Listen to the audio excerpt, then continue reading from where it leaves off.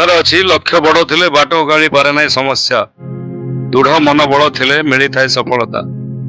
OPSC परीक्षा रे कृतित्व अर्जन करथिबा कंटाबांजी नुआपड़ार झियो डोलेश्वरी नाग।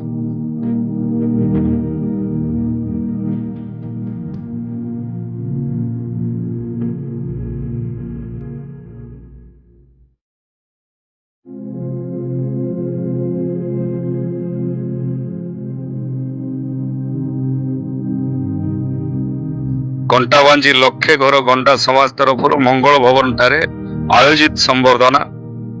उक्त संबर्धना सभारे पुष्पगुच्छ उपढोकन दे संबर्धना जणैले कंटाबांजी अंचलर अनेक वरिष्ठ नेता और समाजसेवी।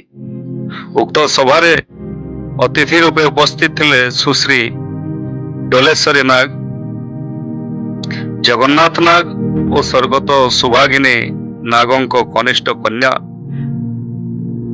तांकु जनता पावर टीवी रो एडिटर श्री शिवशंकर बाग मध्य शुभेच्छा प्रदान करथिले।